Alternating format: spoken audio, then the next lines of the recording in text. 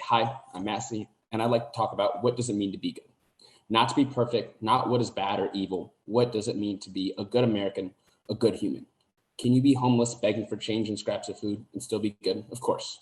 I've seen a woman give her half-eaten sandwich to a man doing worse than she was, and that's pretty dang good in my book. Can you be a good person and a minimum wage fast food worker? Obviously. What about a mother who finally opens that restaurant her family has been pushing her to because the world needs to know what great bolognese tastes like? That is doing good. What if one of these metaphors wasn't about food? I must have been very hungry when writing this, but here we are. Anyway, can you be good if you turn that restaurant into a multi-million-dollar chain, providing decent jobs with benefits for thousands of people? I think so.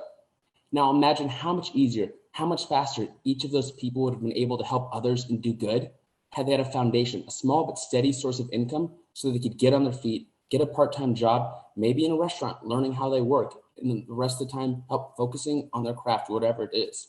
So in her case, she can open that restaurant and serve that bolognese, creating hundreds or thousands of more opportunities for others to do the same and potentially feed millions more with great food and memories. It doesn't have to be food, but it's about service to the local community and to the American community. If money is supposed to represent how much we've contributed to society, and if you can see that our ability to make an impact and do good grows exponentially with our resources, we owe it to each other to make sure we all have that ability to grow. However, we've come to a point in society where cash in the bank does not equal the lives you've served, the good you've done. Capitalism has been gamified and commodified from a system meant to deter top-down power concentration to one that all but enforces it.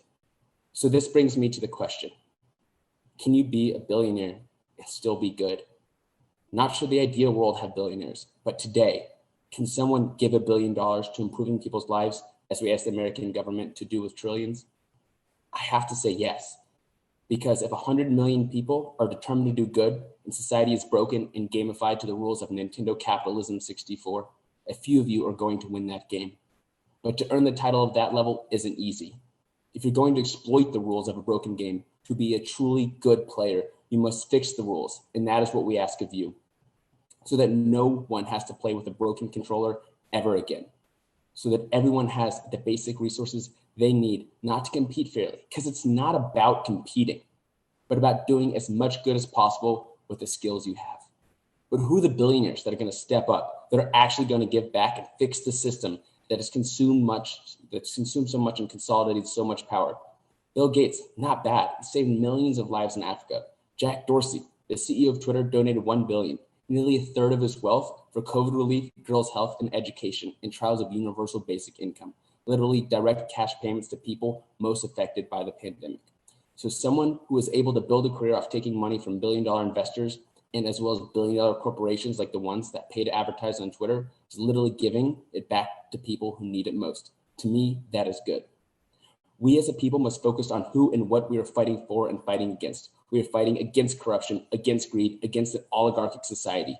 We are fighting for good, a common morality to help others so they can help many more. The freedom to serve others how you feel you are best capable isn't what universal basic income means. But to me, that's what it means to be an American. Not the decadence of neoliberalism, nor the lesser of two evils. America is great not because we've always been good, but because we've always striven to be better. Thank you, take care, and be good.